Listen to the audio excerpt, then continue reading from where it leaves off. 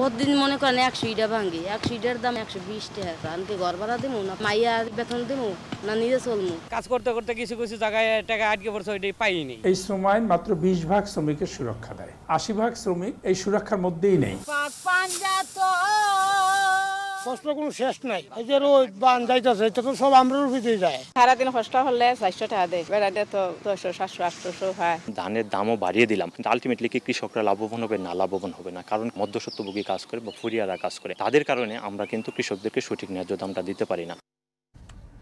উজ্জ্বল, আজ বিশ্ব শ্রমিক দিবস এবং এই দিনের যে গুরুত্বপূর্ণ কথাটা বলতে সেটা হচ্ছে বেতন বৈষম্যের কথা আমরা সবসময় বলি, কিন্তু এটি ছাড়াও যে নিরাপদ কর্মপরিবেশ সেটি কিন্তু অধিকাংশ শ্রমিকের নেই এবং আমাদের যে শ্রম আইন রয়েছে সেটি কিন্তু 80% শ্রমিককে সুরক্ষা দিতে পারে না। আর এখনো শ্রম নীতির বাইরে কৃষিজীবীরা, এমন অবস্থার মধ্যেই পালিত হচ্ছে মে দিবস।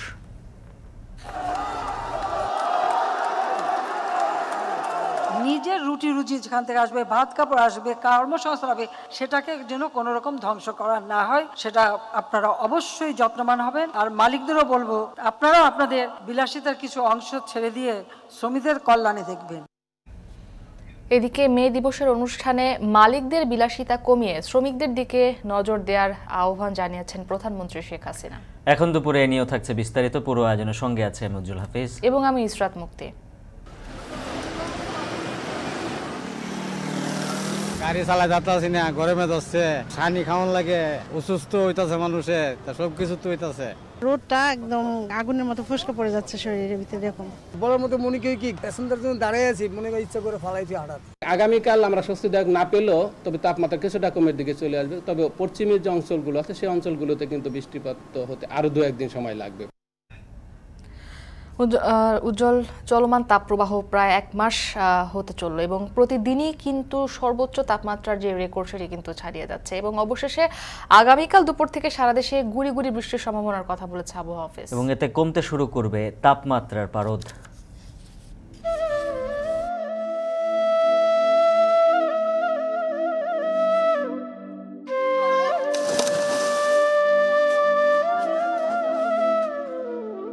অনেকজন মিলে একসাথে থাকি, বাচ্চা কাচ্চা নিয়ে থাকতে অনেক কষ্ট। প্রতি মাসে আমরা 500 টাকার বিল দিয়ে 2 বেলা পানি দেয়। 5 মিনিট 10 মিনিট পর পর কারেন্ট চলে যায় আর এখানে প্রচন্ড গরম, ছেলেমেয়েরা ঘরে থাকতে পারে না, খেলতে পারে না, পাতলা পায়খানা, বমি, জ্বর হয়। আমাদের প্রান্তিক এই জনগোষ্ঠীরা কিন্তু অপচিকিৎসার শিকার হয়। ওষুধের দোকানদাররা যে ওষুধগুলো দেয় এটি না চিকিৎসা, ভালো তো হওয়া দূরের কথা, বরং তার অবস্থাটি আরো খারাপ হয়। এদিকে তীব্র গরম সংকট আরও বাড়িয়ে তুলেছে ঘিঞ্জি বস্তিতে বসবাসকারী নিম্ন আয়ের মানুষদের জীবন এবং এতে স্বাস্থ্য ঝুঁকির বড় প্রভাব পড়ছে শ্রম অর্থনীতিতে। এ নিয়েও থাকছে বিস্তারিত, তবে শুরুতেই শ্রমিকের অধিকার প্রসঙ্গ।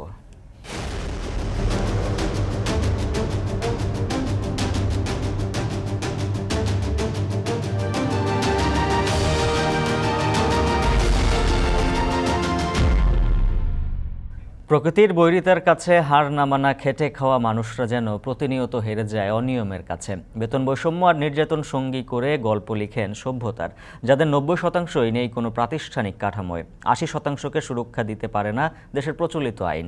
মিরাজুল ইসলামকে সাথে নিয়ে আরও খোঁজ নিয়েছেন সিফাত শাহরিয়ার।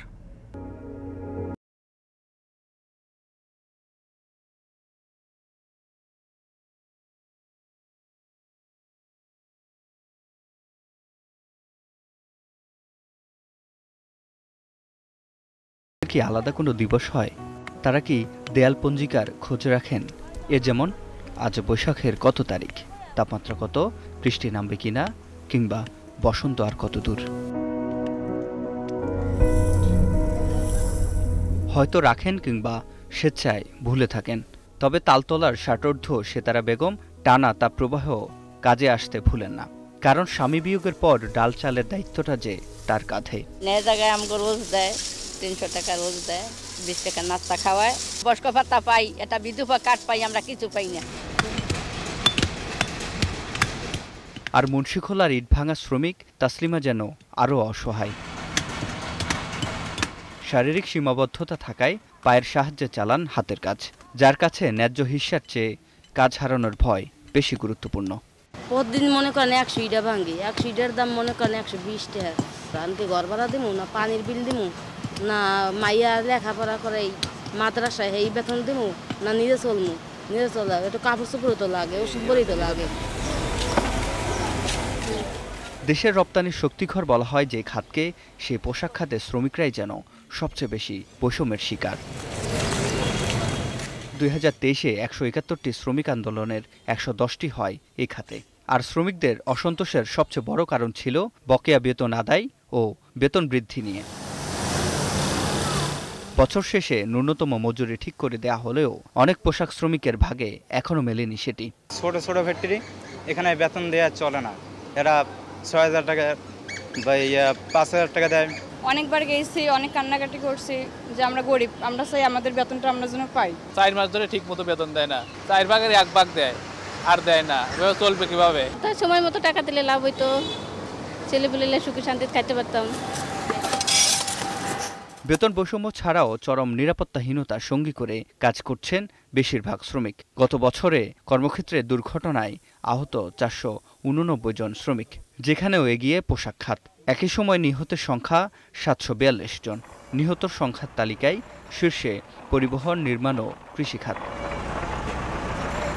কর্মক্ষেত্রে নির্যাতনের শিকার হয়ে মৃত্যুর সংখ্যাও কম নয়, যেখানে রিক্সা শ্রমিক, নিরাপত্তা ও গৃহকর্মীরা বেশি ভুক্তভোগী। কাজ করতে করতে কিছু কিছু জায়গায় টাকা আটকে পড়ছে, ওইটাই পাইনি। হয়তো সর্দারে খাইয়ালেছে না, ঠিকাদারে দেই নাই। সবাই নিরাপত্তা আমরা, কিন্তু আমাদের নিরাপত্তা কেউ দেয় না। আমাদের বেতন নিম্ন বেতন 20,000 টাকা হলেও আমাদের নুন ভাত খায়, ছেলেমেয়ে নেবু বাসা নিয়ে খেতে পারি। আমরা সাইড মাসালে যখন কাজ করি তখন ঝুলন্ত মাসালে চলে, হয়তো কোনো সময় সেফটি থাকে, কোনো সময় চলে না, এভাবেই চলতে থাকে। বেতন বৈষম্য, নির্যাতন ও ন্যায্য অধিকার আদায়ে এসব সংবাদ যে গণমাধ্যম প্রতিনিয়ত তুলে ধরে, তারা কি এড়াতে পেরেছে অনিয়ম? সংবাদকর্মীরা কতটা পাচ্ছে ন্যায্য অধিকার? 80-90 দশকের দিকে এগুলো আমরা কখনো দেখিনি। জাস্ট 2000 থেকে যেটা আমরা এগুলো লক্ষ্য করলাম, বিএসএস ছাড়া 9th ওয়েস্ট বোর্ড কোনো পত্রিকা ইমপ্লিমেন্টেশন করছে আপনি দেখাতে পারবেন না। এটা তো একটা বিশাল বৈষম্য। একটি পত্রিকায় আপনার 13 মাসের বেতন বকেয়া রয়ে গেছে। সেক্ষেত্রে ওই পত্রিকারে আবার যখন মিটিং হয়, সেখানে বলা হচ্ছে যে গত 1 মাস 2 মাস ধরে গার্মেন্টস শ্রমিকরা বেতন পাচ্ছে না, আপনারা কি করেন, আপনারা রিপোর্ট করছেন না কেন? এই জায়গাগুলো থেকে বের আসার জন্য সরকার পলিসি করে দেওয়ার পাশাপাশি একের সঙ্গে সরকারের যে মন্ত্রণালয় আছে, তথ্য মন্ত্রণালয়, তাদের উচিত যে এগুলো মনিটরিং করা। শ্রম বিশেষজ্ঞরা বলছেন, বাংলাদেশে শ্রম আইন 80% শ্রমিককেই সুরক্ষা দিতে পারে না। অধিকার নিশ্চিতে আগে প্রয়োজন আইন সংশোধন। এই শ্রম আইন মাত্র 20% শ্রমিকের সুরক্ষা দেয়, 80% শ্রমিক এই সুরক্ষার মধ্যেই নেই।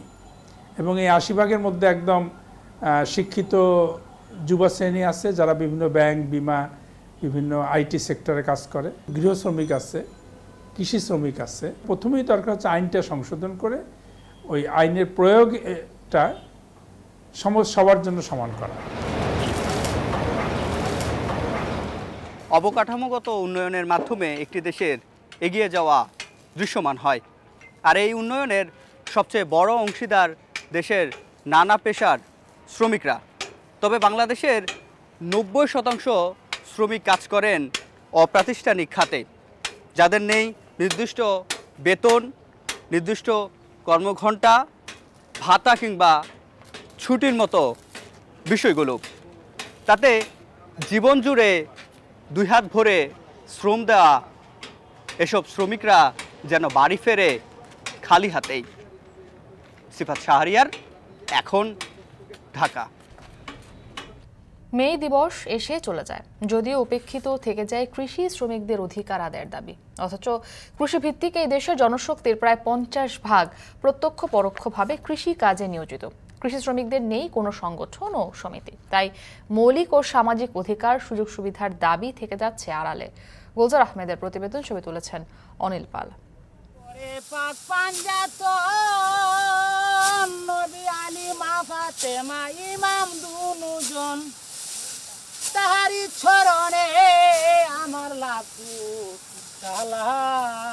দেশে সংখ্যাগরিষ্ঠ শ্রমিকের সংখ্যা এখনও কৃষিকাজে নিয়োজিত।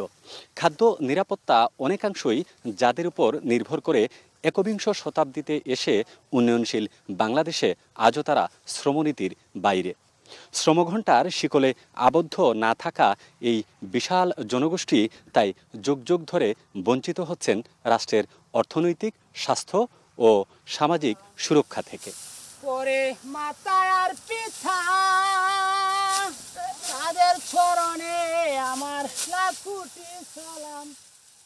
তাহিরপুরে শনির হাওরে 12 জন শ্রমিক ধান কাটায় ব্যস্ত। তারই একজন 60 ঊর্ধ্ব রোশন আলী। পরনের পোশাকে বেশ কয়েক জায়গায় সেলাই দেয়া, চেহারায় ফুটে উঠে দারিদ্রতার স্পষ্ট ছাপ। রোদবৃষ্টি উপেক্ষা করে ধান কাটা থেকে শুরু করে কাঁচা ধানের বোঝা মাথায় নিয়ে মাইলের পর মাইল হেঁটে গৃহস্থের উঠান পর্যন্ত পৌঁছে দিতে হয় তাকে। এভাবে 40 বছর ধরে প্রতি বৈশাখেই হাওরে শ্রম দেন তিনি। ধান কাটতে কাটতে কালো দাড়ি সাদা হয়েছে তার, কিন্তু ভাগ্যের পরিবর্তন হয়নি। প্রচুর কষ্ট হয়েছে, কষ্টের কোনো শেষ নাই। এই যে রোদ বান যাইতেছে, এটা তো সব আমরার উপরে যায়। এই পর্যন্ত কোনো কিছু করতে পারলাম না, লাভুরের লেগে কোনো কিছু করতে পারলাম না। আর করতে পারবো কি না এটা বলতে পারি না।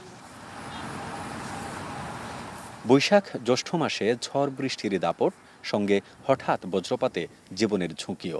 এসবের মধ্যে প্রতিদিন রোদ বৃষ্টি মাথায় নিয়ে হাওড়াঞ্চলে কাজ করেন অন্তত 8 লাখ শ্রমিক। তারাও রোশন আলীর মতো শ্রমের প্রকৃত মজুরি থেকে বঞ্চিত। দিন শেষে যা পান সেই আয়ে সংসারের টানাপোড়েন শেষ হয় না তাদের। সংসার চলে না, এবং সংসার চলে না কেন, এই জিনিসপত্রের দাম বেশি। যে রুজি দেয় আমরা, এই রুজিতে আমরা হয় না। দিন আমরা 600 টাকা করে পাইলামই, 600 টাকা পাইলেই আমরা ওই বুড়া গীতা 600 টাকা করে পাইয়া 15 দিনে কি আমরা এই সারা বছরেরই হইব কুড়া হইব, হইতো না। আমরা মাত্র 600 টাকা পাই। 600 টাকা দেওয়া মনে হলো একটা পরিবারে 4জন 5জন খাবার আছে, 6জন খাবার আছে, এরকম পরিবার আছে 8 জন খাবার আছে, এরা কিভাবে চলবো? মাঠে ছড়িয়ে ছিটিয়ে আছে কেটে রাখা সোনালী রঙের ধান। পুরুষের পাশাপাশি নারী শ্রমিকরাও কাজ করছেন সেখানে। হাওড়াঞ্চলে মোট শ্রমিকের 1/3 নারী শ্রমিক। তারা ধান মাড়াই, শুকানো, সংগ্রহ সহ অনেক কাজ পুরুষের চেয়ে বেশি করলেও মজুরি পান অনেক কম। সারাদিন কষ্ট হলে 500 টাকা দেয় না 400 টাকা দেয়। ধান অনুরাই কষ্ট হয়ে যায়, এটা করতে আর চলে। বেড়াতে তো পায় 600 700 800 পায়, 1000ও পায়। শ্রম বিশেষজ্ঞরা বলছেন, খাদ্যে নিরবচ্ছিন্ন স্বয়ংসম্পূর্ণতা অর্জন ও দীর্ঘমেয়াদী খাদ্য নিরাপত্তার জন্য কৃষি শ্রমিক তথা কৃষকদের ক্ষমতায়নের কোনো বিকল্প নেই।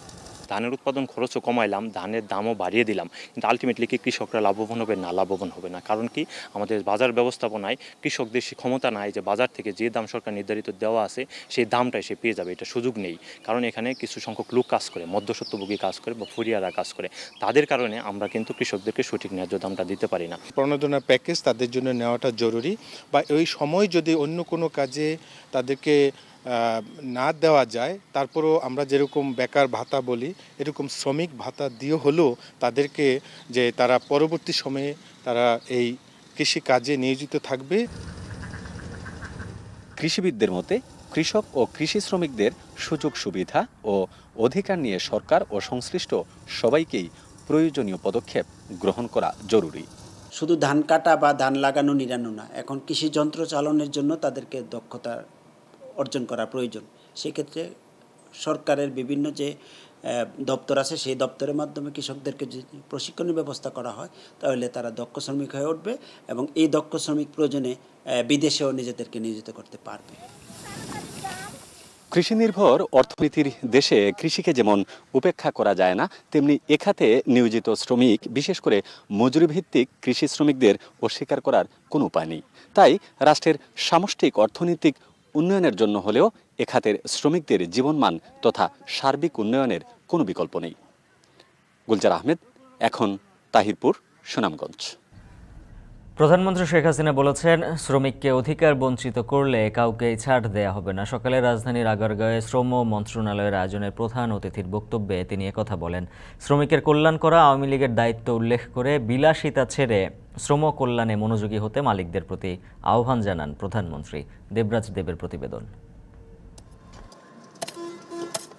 যাদের ঘামে ভেজা শ্রমের বিনিময়ে তিলে তিলে গড়ে উঠছে এই পৃথিবী, তাদেরই আজ দিন। আজ মহান মে দিবস। 1886 সালে শিকাগো শহরে নিজেদের অধিকার রক্ষায় বিক্ষোভের প্রেক্ষাপটে রক্ত ঝরানো শ্রমিকদের স্মরণে দিবসটি পালিত হয়। শ্রমিকদের ন্যায্য মজুরি, কর্মঘণ্টা বা কর্মপরিবেশ সঠিকভাবে পরিচালিত হলেই শ্রমবান্ধব পৃথিবী গড়ে উঠবে বলেই বিশ্বাস। সেই ধারাবাহিকতায় বাংলাদেশেও পালিত হয় আন্তর্জাতিক শ্রমিক দিবস। রাজধানীতে শ্রমিক মালিক গর্ব দেশ, স্মার্ট হবে বাংলাদেশ প্রতিপাদ্যে শ্রম ও কর্মসংস্থান মন্ত্রণালয়ের আয়োজনে প্রধান অতিথি প্রধানমন্ত্রী শেখ হাসিনা 20,000 টাকার চেক গ্রহণ করছেন। শুরুতেই নানা দুর্ঘটনায় আহত ও নিহতদের পরিবারের হাতে আর্থিক সহযোগিতা তুলে দেন সরকার প্রধান শাহজাহান। তিনি 1 লাখ টাকার চেক গ্রহণ করছেন। প্রধানমন্ত্রী তার বক্তব্যে শ্রমিক কল্যাণে আওয়ামী লীগ সরকারের নানা উদ্যোগের কথা তুলে ধরেন। বলেন, খেটে খাওয়া মানুষের জন্যই কাজ করে তার সরকার। অনেক কারখানা ঘুরেছি, আমি গার্মেন্টস শ্রমিকদের অবস্থা দেখেছি। তাদের মজুরি ছিল মাত্র 800 টাকা। 96 সালে সরকার এসেই আমরা কিন্তু তা বাড়িয়েছিলাম এবং যতবার সরকার এসেছি ততবারই বৃদ্ধি করেছি। কোনো সমস্যা হলে অবশ্যই সে সমস্যার সমাধানে যা যা করণীয় সেটা আমরা করব, এটা আমাদের জাতির কাছে দেওয়া ওয়াদা। শ্রমিকদের অধিকার বঞ্চিত করলে আন্তর্জাতিক খ্যাতনামা ব্যক্তি হলেও তাকে ছাড় দেওয়া হবে না বলে জানান সরকার প্রধান। বলেন, শ্রমিকের কল্যাণ করা আওয়ামী লীগের দায়িত্ব। কেউ যদি আমাদের শ্রমিকদের ন্যায্য পাওনা থেকে বঞ্চিত করে, সে যে যত বড়ই হোক না কেন, আন্তর্জাতিক খ্যাতি সম্পন্ন হলেও তাদেরকে আমরা ছাড়ি না, ছাড়বো না। শ্রমিকের পাওনা যথাযথভাবে পরিশোধ করতে হবে, তাদের ভালো মন্দ দেখতে হবে। এছাড়া আন্তর্জাতিক শ্রম সংস্থাকে শ্রমিকের পাশাপাশি মালিকদেরও অসুবিধা আমলে নেওয়ার আহ্বান জানান সরকার প্রধান। মালিকদেরও দায়িত্ব আছে যে শ্রমিকরা তাদের শ্রম দিয়ে উৎপাদন বাড়িয়ে তাদের জীবন জীবিকা বা জীবনকে উন্নত করা অথবা বিলাসবহুল জীবনের সুযোগ করে দিচ্ছে, তারা একটু বিলাসিতায় একটু কমিয়ে শ্রমিকদের দিকে বিশেষ নজর দেবে, সেটাই আমি চাই। আমি আশা করি আইএলও শুধু শ্রমিকদেরটা দেখতে গেলে সাথে সাথে এই মালিকদের বিষয়টাও দেখবে, এটাও যেন হয়। দেবরাজ দেব, এখন, ঢাকা। বৃষ্টিবিহীন এক একটি বৈশাখী দিন, সাধারণ খেটে খাওয়া মানুষের ক্লান্তির পারদ ঊর্ধ্বমুখী, মুক্তি প্রার্থনা গ্রীষ্মের দাবদাহ থেকে। আবহাওয়া অধিদপ্তর বলছে, তীব্র তাপপ্রবাহের শেষ দিন হতে পারে আজ। বৃহস্পতিবার থেকে নগরবাসী পাবেন কাঙ্ক্ষিত বৃষ্টির দেখা। আরো জানাবেন তানজিলা খান মিম। এক পশলা বৃষ্টির জন্য নগরবাসীর অপেক্ষা চাতক পাখির মতোই। তীব্র তাপপ্রবাহের মাস পেরিয়ে গেছে, তবু বৃষ্টির দেখা নেই। গরমে হাঁসফাঁস করছেন শিশু থেকে প্রবীণ সবাই। বৈশাখ মাসের এই উত্তাপে একান্ত প্রয়োজন ছাড়া যে ঘর ছেড়ে বের হচ্ছেন না নগরবাসী, তা শহরের ব্যস্ততম সড়কগুলোর দিকে এক নজর চোখ বুলালেই বোঝা যায়। তবে পিচ ঢালা পথে যাদের ঘর, তারা আর পালাবে কোথায়? মহল্লাতে পানি নাই, কারেন্ট নাই, রাত্রে ঘুমাইতে পারি না। দিনে যদি আসি, এই যে গরম, গাড়ি চালা যাচ্ছি না, গরমে ধরছে, পানি খাওয়ান লাগে, অসুস্থ হইতাছে মানুষের, তা সব কিছু তো হইতাছে। প্যাসেঞ্জার জন্য দাঁড়িয়ে আছি, মনে করি ইচ্ছা করে ফালাইছি হঠাৎ, খুবই খারাপ লাগতেছে। গরমের জ্বালায় কাস্টমার হচ্ছে না, আমাদের বেচা কিনাও কম হচ্ছে। তীব্র গরমে খেটে খাওয়া মানুষেরাও অল্পতে হাঁপিয়ে উঠছেন, হয়ে পড়ছেন তৃষ্ণার্ত। হ্রাস পাচ্ছে ক্রয় ক্ষমতা সহ রোজগার। টকটকে লাল পাপড়ি জুড়ে আবৃত থাকা গোলাপ কিংবা মৌমৌ সুবাস ছড়ানো রজনীগন্ধা দৃষ্টি কেড়ে নিয়ে চোখে আরাম দেয়া ফুলেরাও প্রিয়জনের হাতে পৌঁছবার আগেই নেতিয়ে পড়ছে গ্রীষ্মের দাবদাহে। ব্যবসা এখন বর্তমান গরমের কারণে প্রচুর পরিমাণ ক্ষতি হচ্ছে। ফুল আনলে ফুলটা পানি দিয়া কোনোভাবেই রাখা সম্ভব না। প্রতিদিন যা ফুল আনি তার বেশিরভাগই ফুল নষ্ট হয়ে যাচ্ছে। বিশেষ করে রোদটা একদম মনে হয় আগুনের মতো ফুসকে পড়ে যাচ্ছে শরীরের ভিতরে। এরকম বাইরে তো বের হইতে হবে, যেহেতু আমরা কর্মজীবী মানুষ, এই জন্য বাইক নিয়ে তো বের হয়েছি, কিন্তু অনেক গরম। আবহাওয়া অফিসের বার্তায় ইশারা মেলে 24 ঘন্টার মধ্যেই অপেক্ষার অবসান হতে চলেছে নগরবাসীর। 2 মে থেকেই ঝিরিঝিরি বৃষ্টি ও দমকা হাওয়া বইবে, যা পরিবেশকে দ্রুত শীতল করবে। আগামীকাল আমরা স্বস্তিদায়ক না পেলেও তবে তাপমাত্রা কিছুটা কমের দিকে চলে আসবে। তবে পশ্চিমের যে অঞ্চলগুলো আছে, সেই অঞ্চলগুলোতে কিন্তু বৃষ্টিপাত হতে আরও 2-1 দিন সময় লাগবে। পরবর্তী থেকে আরও 2-1 দিন পর থেকে সেই বৃষ্টিপাতের সম্ভাবনা আর কি। বিশেষ করে উত্তর, বিশেষ করে যশোর, কুষ্টিয়া এবং রাজশাহী অঞ্চলগুলোতে 3-4 তারিখের পর থেকে হয়তো আমরা ওইগুলো সারা দেশে মোটামুটি একটা। এপ্রিল মাসে সূর্য থেকে বাংলাদেশ সহ দক্ষিণ এশিয়ার অবস্থান অন্য সময়ের তুলনায় সবচেয়ে কাছাকাছি থাকে, যার কারণে এ মাসে সূর্যের তাপ এই অঞ্চলে বেশি থাকে। এখন বৃষ্টির শীতল পরশে তীব্র এই তাপপ্রবাহ ভুলে যাওয়ার অপেক্ষায় নগরবাসী। তানজিলা খান মিম, এখন, ঢাকা। চলতি মৌসুমে তীব্র থেকে অতি তীব্র তাপপ্রবাহ বয়ে যাচ্ছে চুয়াডাঙ্গার উপর দিয়ে। এরই মধ্যে তাপমাত্রায় রেকর্ড হয়েছে কয়েকবার। এই জেলায় কেন তাপমাত্রা এমন চরমভাবাপন্ন, সেই প্রশ্ন অনেকের। পরিবেশবিদরা বলছেন, আন্তর্জাতিক কর্কট ক্রান্তি রেখা এই জেলার উপর দিয়ে যাওয়ায় তাপমাত্রা বেশি। তবে মানব সৃষ্ট কারণও আছে। চুয়াডাঙ্গায় তাপমাত্রার খবর তুলে এনেছেন সহকর্মী অনিক চক্রবর্তী। প্রতি বছরই বৈশাখের শুরুতেই কখনো মৃদু থেকে মাঝারি আবার কখনো তীব্র তাপদাহ বয়ে যায় চুয়াডাঙ্গায়। তবে এবারের গরমের তীব্রতা যেন আরও রুদ্ররূপে হাজির হয়েছে সীমান্তবর্তী এই জেলার মানুষের কাছে। এ যেন মরুর উষ্ণতা, প্রতিদিনই আগের রেকর্ড ভেঙে নতুন করে গরমের রেকর্ড গড়ছে এই জেলা, যার প্রভাবে কুলিয়ে উঠতে পারছে না প্রাণীকুল। চুয়াডাঙ্গাতে যে এত রোদ পড়ছে, ঠান্ডা পানি খাচ্ছি, খেয়ে কোনো কাজ হচ্ছে না, শরীর শুকিয়ে যাচ্ছে, গা হাত পা চিনচিন করছে, সব জ্বলে পুড়ে যাচ্ছে, আর প্রচন্ড গলা পিপাসা লাগছে। গরমে একদম খালি ছাতা ছাড়া বের হওয়া খুবই কষ্টের দুরূহ ব্যাপার। বৃষ্টি তো নাই। এপ্রিলের শুরু থেকে চুয়াডাঙ্গার ওপর দিয়ে বয়ে যাচ্ছে মাঝারি থেকে অতি তীব্র তাপপ্রবাহ। শুধু চলতি বছর নয়, আবহাওয়া অফিস বলছে গত বছরও টানা কয়েকদিন সর্বোচ্চ তাপমাত্রা রেকর্ড করা হয়েছিল এই জেলায়। তথ্য বলছে গত 10 বছরের মধ্যে সর্বোচ্চ তাপমাত্রা ছিল 2014 সালের 21 মে। সে সময় তাপমাত্রা রেকর্ড করা হয়েছিল 43.2 ডিগ্রি সেলসিয়াস। তবে এবছর সেসব রেকর্ড ভেঙেছে তাপমাত্রার পারদ। তবে উষ্ণতার এই কারণ হিসেবে বিশেষজ্ঞরা বলছেন পুকুর, জলাশয়, নদী, নালা, খাল, বিল ভরাট হচ্ছে দিনের পর দিন, গড়ে উঠছে অসংখ্য স্থাপনা। সেই সাথে পাল্লা দিয়ে কমছে বনাভূমি। তাই সময়ের সাথে উষ্ণ হচ্ছে প্রকৃতিও। আর আবহাওয়া কর্মকর্তারা বলছেন আন্তর্জাতিক কর্কটক্রান্তি রেখা এই জেলার উপর দিয়ে যাওয়ার কারণে তাপমাত্রা বেশি অনুভব হওয়ার অন্যতম কারণ। ভৌগোলিকভাবে চুয়াডাঙ্গা জেলা কর্কটক্রান্তি রেখার কাছাকাছি হওয়ায় সূর্যের তাপ চুয়াডাঙ্গা জেলার উপরে খুব প্রখরভাবে দেয়। তাছাড়া ভারতের পশ্চিমবঙ্গ, চুয়াডাঙ্গা জেলা এবং এর আশেপাশের জেলাগুলো সমতল ভূমি হওয়ার কারণে পশ্চিমবঙ্গ থেকে গরম হাওয়া পরিবহন পদ্ধতি খুব দ্রুত ছড়িয়ে পড়ে। ভাটাগুলোতে সম্পূর্ণ বৃক্ষের খড়ি ব্যবহার হয়, এখানে কোনো কয়লা ব্যবহার হয় না।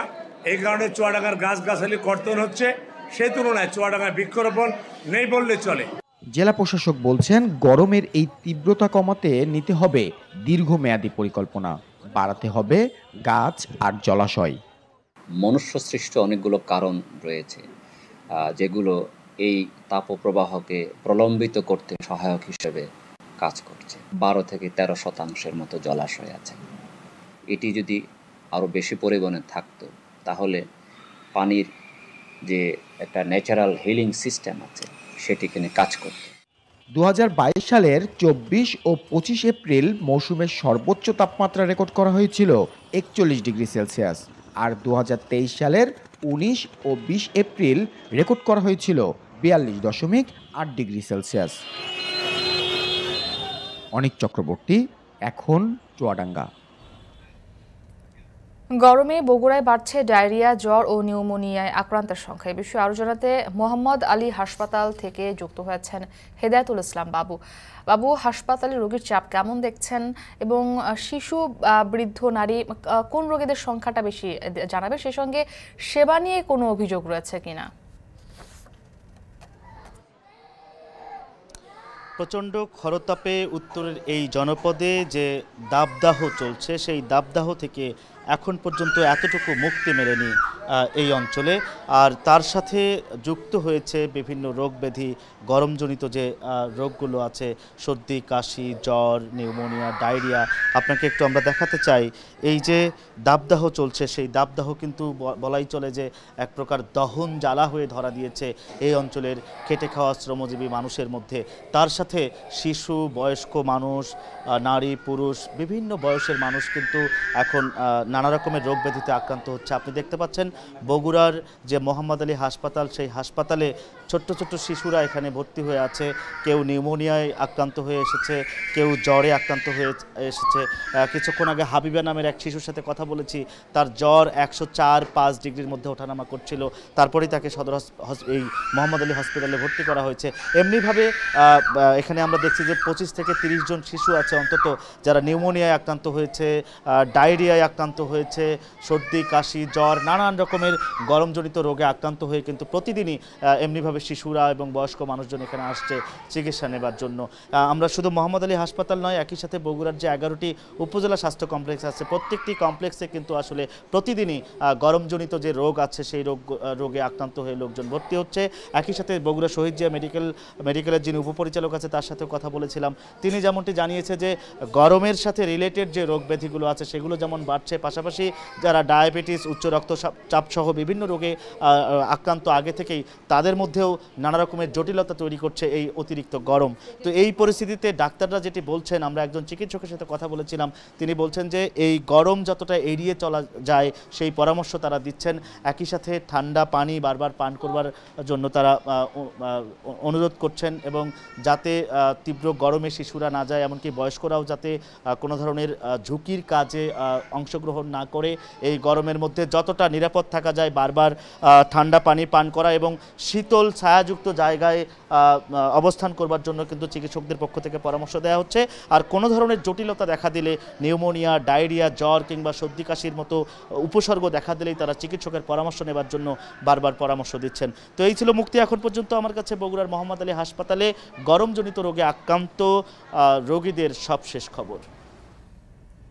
হেদায়েতুল ইসলাম বাবু যুক্ত ছিলেন বগুড়া থেকে। জীবিকার খোঁজে দেশের নানা প্রান্ত থেকে শহরে আসা মানুষের সংখ্যা বাড়ছে, যাদের ঠাঁই হয় ঘিঞ্জি বস্তি এলাকায়। এবারের তীব্র গরম তাদের জীবনে তৈরি করেছে আরও সংকট। বিশেষজ্ঞরা বলছেন, বস্তির বেশিরভাগ মানুষই কোনো না কোনো সংক্রামক রোগে আক্রান্ত। এতে নষ্ট হচ্ছে কর্মপরিবেশ, প্রভাব পড়ছে শ্রম ও অর্থনীতিতে। রাজীব শেখের ছবিতে আরও জানাবেন রাব্বি হোসেন।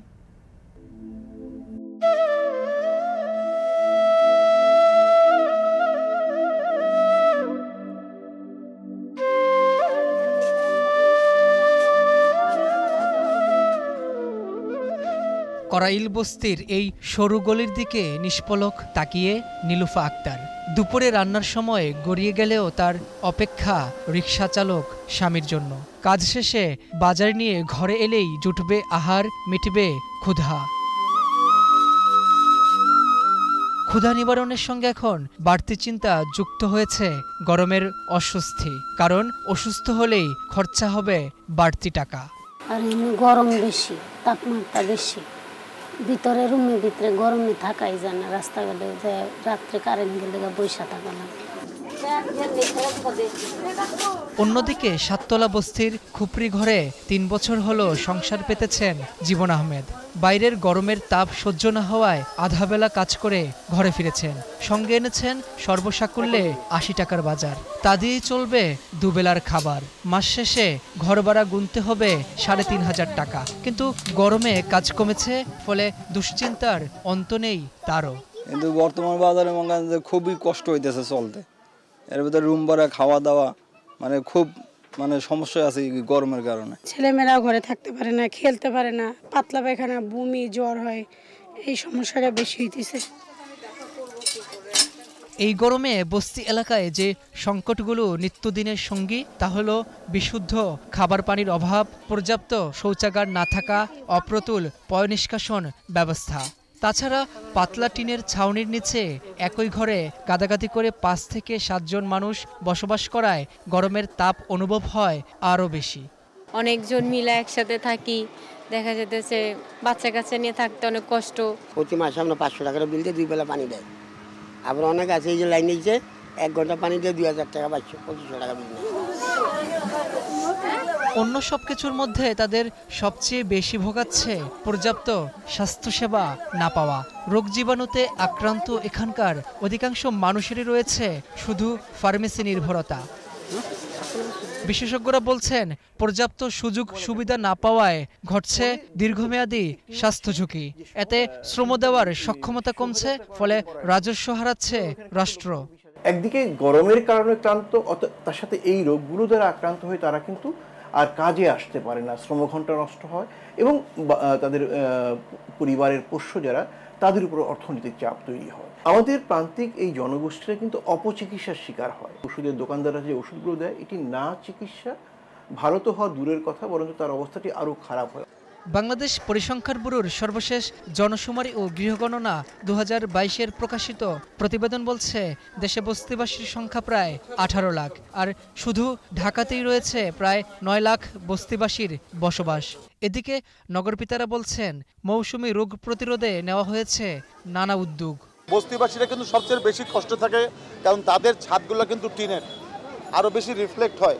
এজন্য ভাসান ট্যাগ, করাইল, বিভিন্ন জায়গায় সিএইচওকে দেখেছি যে সে তো একলা, সে তো কমিউনিটিকে নিয়ে নিয়ে বিভিন্ন দাঁড়ে সে ঘুরে প্রায় বস্তিতে সে গাছ লাগাচ্ছে। ঘিঞ্জি এই পরিবেশে ঠাঁই নেওয়া বস্তিবাসীর মৌলিক চাহিদা পূরণে সবটুকু প্রত্যাশা থাকে নগরপিতাদের কাছে। সরকারের দেওয়া আবাসন আর কর্মপরিবেশের প্রতিশ্রুতি বাস্তবায়ন হলে একদিকে যেমন এই বস্তিবাসীর মনে ফিরবে স্বস্তি, তেমনি অর্থনীতির চাকা হবে আরও গতিশীল। রাব্বি হোসেন, এখন, ঢাকা। এখন দুপুরে নিচ্ছে একটা বিরতি, ফিরছি একটু পর, সাথেই থাকুন।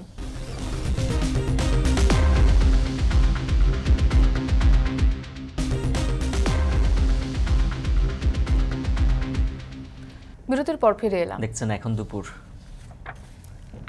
দেশ জুড়ে বইছে তাপ প্রবাহ। এরই মধ্যে ঢাকার বিভিন্ন এলাকায় দেখা দিয়েছে তীব্র পানির সংকট। ওয়াসার লাইনের পানি না পেয়ে অতিরিক্ত অর্থ দিয়ে আবার ওয়াসার গাড়ি থেকেই পানি কিনছেন অনেকে, যা দিয়েও মেটানো যাচ্ছে না প্রয়োজনীয় চাহিদা। আরও জানাচ্ছেন মাঝারি মন। রাজধানীর খিলগাঁয়ের মিনা বেগমের এই আপ্রাণ চেষ্টা এক বালতি পানির জন্য। গরমের তীব্রতার সঙ্গে পানি বিড়ম্বনায় পড়েছে তার পরিবার। পানি নেই জেনেও বিরতিহীন ওয়াসার লাইনে যুক্ত টিউবওয়েল চেপে যাচ্ছেন হঠাৎ যদি মেলে পানি। তবে গৃহকর্ত্রীর তৃষ্ণা মেটাতে পানির দেখা মিলল না। দিন কিংবা রাত ওয়াসার লাইনে যুক্ত চাপকলে পানি পাওয়া যেন ভাগ্যের বিষয়। দিনে রাইতে কল চাপতে হয়, কতক্ষণ পানি আইব, আমরা পানি ভরতে হইব, কারণ যে গরম পড়ছে এই গরমে টিকারই বাও নাই। তাছাড়া আবার পানি ছাড়া মানুষ স্টক করে মরব।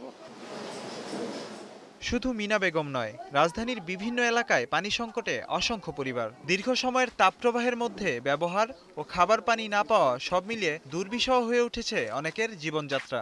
গোসল করা, রান্না করা সহ দৈনন্দিন কার্য সম্পাদনে হিমশিম খাচ্ছেন তারা। কারেন্ট না থাকলে, গ্যাস না থাকলে তো সমস্যা নেই, গ্যাস না থাকলে লাকড়ি দিয়ে পাক করা যায়। পানিটা না থাকলে তো পানি তো না হলে কিছুই চলা যাবে না। পানি লয়ে অনেক কষ্ট হয়, পানি থাকে না, রান্নাবাড়ি করতে পারি না, কারেন্টও থাকে না, এমন করে আমার অশান্তি হয়, বাচ্চারা অসুস্থ হয়ে যায়।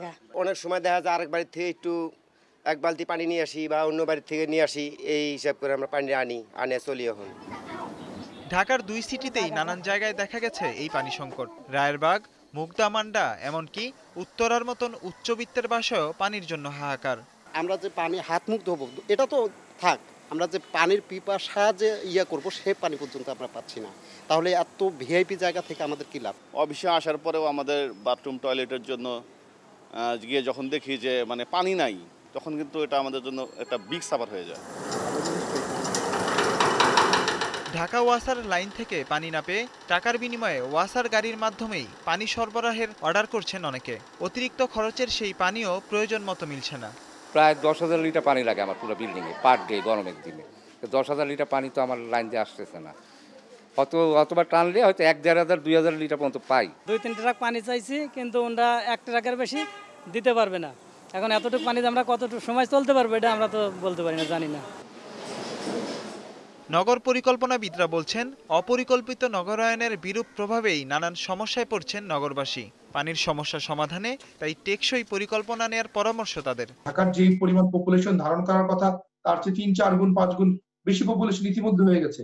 এই জন্য ঢাকার বিকেন্দ্রীকরণ ছাড়া এবং এই যে টেকসই পানি ব্যবস্থাপনা ছাড়া আমরা সনাতনী পদ্ধতি ভূগর্ভস্থ পানি উত্তোলন করতেই থাকলে আমরা কখনোই আমাদের যে ঈপ্সিত যে পানির যে টেকসই সমাধান এটা পাবো না। এই জন্যই আমাদের নগরায়ন প্রক্রিয়া এবং পানির ব্যবস্থাপনায় যেন ভূগর্ভস্থ পানির উপরে নির্ভরশীলতা কমাতে পারি সেই ধরনের সেদিকে মনোনিবেশ করা দরকার। ঢাকা বিভাগের পশ্চিমাঞ্চলে আরও 48 ঘন্টা হিটওয়েভ অব্যাহত থাকার আভাস দিয়েছে আবহাওয়া অধিদপ্তর, যাতে পানি সংকট আরও ঘনীভূত হওয়ার শঙ্কা নগরবাসীর।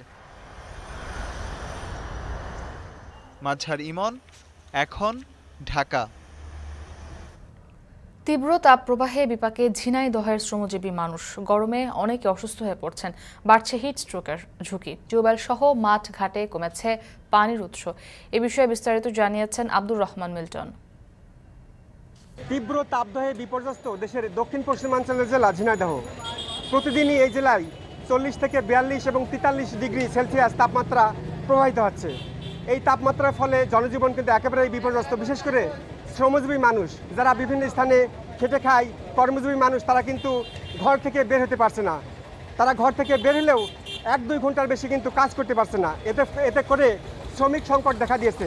বিশেষ করে এই মুহূর্তে চলছে বড় ধান কাটার মৌসুম। এই বড় ধান কাটার এই মৌসুমে কিন্তু কৃষকেরা শ্রমিক পাচ্ছে না। গরমের কারণে শ্রমিকরা 1-2 ঘন্টার বেশি কিন্তু তারা কাজ করতে পারছে না এবং এতে করে আর্থিক সংকটের মুখে পড়ছে শ্রমিকরা। অন্যদিকে কৃষকরা কিন্তু তাদের এই বড় ধান কাটা নিয়ে ব্যাপক শঙ্কা এবং সংশয়ের মুখে পড়েছে। যারা কর্মজীবী মানুষ তারা কিন্তু তাদের জীবন জীবিকার তাগিদে কিন্তু তারা এই রাস্তায় বের হচ্ছে। গত 1 মাস ধরে কিন্তু কোনো বৃষ্টি নেই। এতে করে কিন্তু বিভিন্ন টিউবওয়েল, নলকূপ এবং মাঠঘাট, জলাশয় একেবারে পানি শূন্য হয়ে পড়ছে। প্রচণ্ড তাপদাহের কারণে কিন্তু জনজীবনের প্রত্যেকটা ক্ষেত্রেই প্রভাব পড়ছে। শ্রমজীবী, কর্মজীবী মানুষ তাদের কর্মঘণ্টা কমিয়ে আনেছে। কর্মঘণ্টা কমিয়ে আনার ফলে তাদের কিন্তু রুটি রোজগারের যে পথ, সেই পথ কিন্তু অনেকটাই রুদ্ধ হয়ে গেছে। তো ঝিনাইদহে তীব্র তাপদাহ, হিট স্ট্রোক এবং কর্মজীবী মানুষের যে আয়ের রুটি রোজগার যে কমেছে, সেসব বিষয় নিয়ে আমার কাছে এই ছিল সর্বশেষ খবরাখবর। এখন দুপুরে নিচ্ছে আরেকটা বিরতি, ফিরছি কিছুক্ষণের মধ্যেই, সাথেই থাকুন।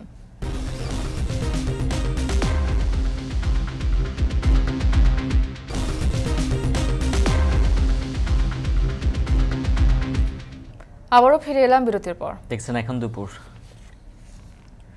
কুমিল্লায় গ্রামীণ এলাকায় লোডশেডিংয়ে নাকাল জনজীবন। তীব্র গরমে বারবার বিদ্যুৎ চলে যাওয়ায় বাড়ছে জনদুর্ভোগ। এ বিষয়ে বিস্তারিত জানব সহকর্মী খালেদ সাইফুল্লাহর কাছ থেকে। খালেদ, জানাবেন ঘন ঘন এত লোডশেডিং কেন হচ্ছে আর বিতরণকারী প্রতিষ্ঠান কি বলছে?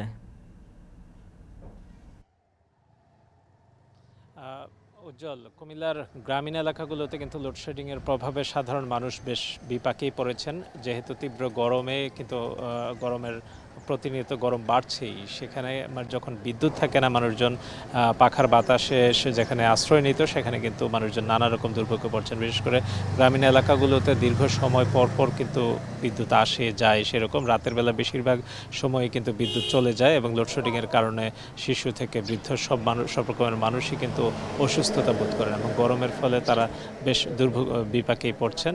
যেহেতু বোরো মৌসুমের ধান কাটার চলছে গ্রামীণ এলাকাগুলোতে, সব জায়গাতেই ধান কাটা ব্যাপকভাবেই ধান কাটছেন শ্রমিকরা এবং সেগুলো প্রস্তুত করার বিষয় থাকে এবং সেখানেও কিন্তু বিদ্যুতের অনেক রকম কার্যক্রম থাকে।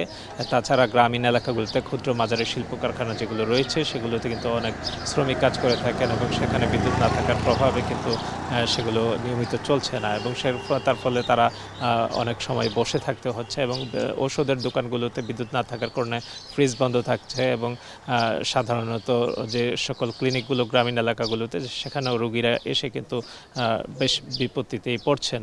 অর্থাৎ বিদ্যুতের ঘন ঘন লোডশেডিংয়ের কারণে কুমিল্লার গ্রামীণ এলাকাগুলোতে মানুষজন বিপাকে পড়ছেন এবং বিদ্যুতের যারা বিতরণ করছেন তারা বলছেন যে আসলে তীব্র গরমের কারণে বিদ্যুতের চাহিদা বাড়ছে এবং বিদ্যুতের চাহিদা বেড়ে যাওয়ার কারণে লোডশেডিং দিতে হচ্ছে এবং সেটি হয়তো বিদ্যুতের উৎপাদন যেহেতু বাড়ছে বলছেন এবং তার ফলে হয়তো সামনের দিকে এটা কমবে, তারা সেটা প্রত্যাশা করেন। তবে বিদ্যুতের চাহিদা বেড়ে গেছে, বিশেষ করে যেহেতু এখন শিল্প কারখানা সহ মানুষের কিন্তু এখন শীতাতপ নিয়ন্ত্রিত বেশ ব্যবহার বেড়ে গিয়েছে, এসির ব্যবহার বেড়েছে এবং বিদ্যুতের নানা রকম ব্যবহার বেড়ে যাওয়ার কারণে কলকারখানা এবং শহরে বিদ্যুতের শপিং মলগুলোতে বিদ্যুতের চাহিদা বেশি, সেগুলোর কারণে কিন্তু এর প্রভাব পড়ছে গ্রামীণ এলাকাগুলোতে এবং তারা বিদ্যুতের অভাবে, বিদ্যুতের না পাওয়ার কারণে কিংবা ঘন ঘন লোডশেডিংয়ের ফলে তারা এই যে তীব্র গরমের তাপদাহে মানুষজনকে নাজেহাল হতে হচ্ছে।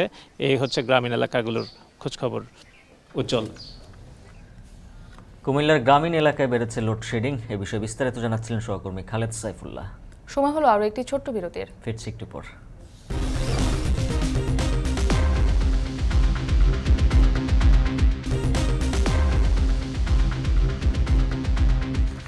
ফিরে এলাম বিরতির পর। দেখছেন এখন দুপুর। এল নিনোর প্রভাবে তীব্র দাবদাহের কবলে পড়েছে পৃথিবীর দক্ষিণ আর দক্ষিণ পূর্ব এশিয়ার দেশগুলো। আন্তর্জাতিক পরিবেশ ফোরামের প্রতিবেদন বলছে আগামী 3 দশকে এই দাবদাহ স্বাস্থ্য ঝুঁকির পাশাপাশি বিশ্বে তৈরি করবে চরম অর্থনৈতিক ঝুঁকি। কার্বন নিঃসরণ নিয়ন্ত্রণে না আনলে জিডিপি প্রবৃদ্ধি ক্ষতিগ্রস্ত হবে $25 ট্রিলিয়ন পর্যন্ত। ঈশিতা ব্রহ্মের প্রতিবেদন।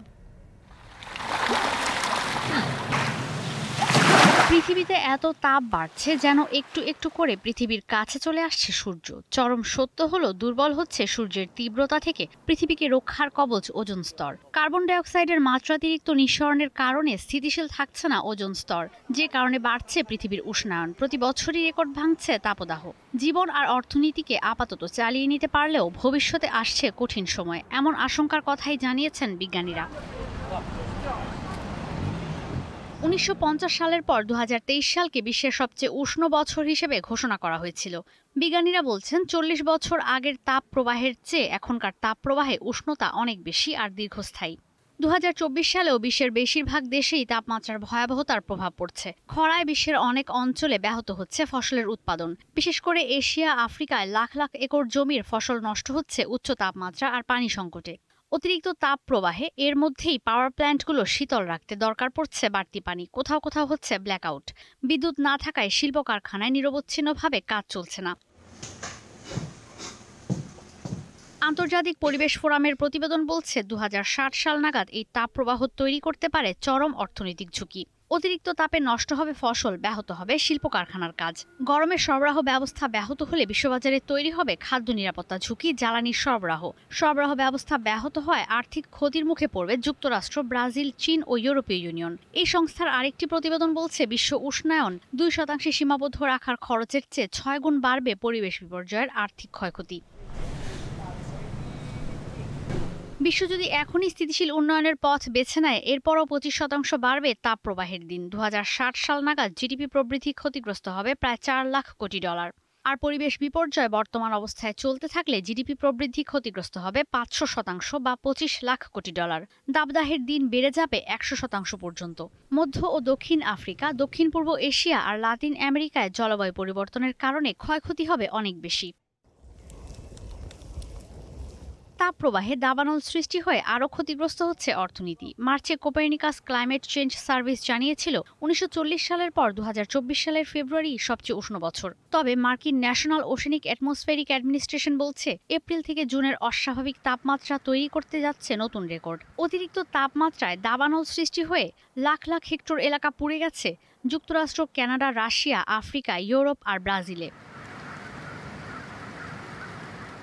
এক সপ্তাহ আগে নেচার জার্নালে প্রকাশিত প্রতিবেদনে বলা হয় কার্বন ডাইঅক্সাইড নিঃসরণ নাটকীয়ভাবে কমিয়ে আনলেও 2045 সাল নাগাদ পরিবেশ বিপর্যয়ের কারণে বিশ্বের বার্ষিক আর্থিক ক্ষতি হবে $38 লাখ কোটি। কৃষিকাজ ও শিল্প কারখানায় উৎপাদন ব্যাহত, শ্রমিকদের কর্মক্ষমতা কমায় মানুষের আয় কমে যাবে 19%। নিউ ইয়র্ক টাইমসের প্রতিবেদন বলছে মানুষের কারণে সৃষ্টি হওয়া দাবদাহে 1992 থেকে 2013 সালে সারা বিশ্বে অর্থনৈতিক উন্নয়ন ক্ষতিগ্রস্ত হয়েছিল $5 লাখ থেকে প্রায় $30 লাখ কোটি পর্যন্ত। Potsdam institute for climate impact research বলছে 2049 সাল পর্যন্ত বিশ্বের আর্থিক ক্ষতি পৌঁছাবে $19 থেকে $59 ট্রিলিয়ন। অথচ 2050 সাল নাগাদ জলবায়ু পরিবর্তন রোধে পদক্ষেপ নিলে খরচ হবে মাত্র $6 লাখ কোটি। ঈশিতা ব্রহ্ম, এখন বিশ্ব। শেষ করছি এখন দুপুর। এখন টেলিভিশন ওয়েবসাইটে দেখতে ভিজিট করুন www.ekhon.tv। এছাড়া ফেসবুকে দেখতে ভিজিট করুন facebook.com/tv.ekhon আর ইউটিউবে দেখতে ভিজিট করুন youtube.com/c/ekhon tv।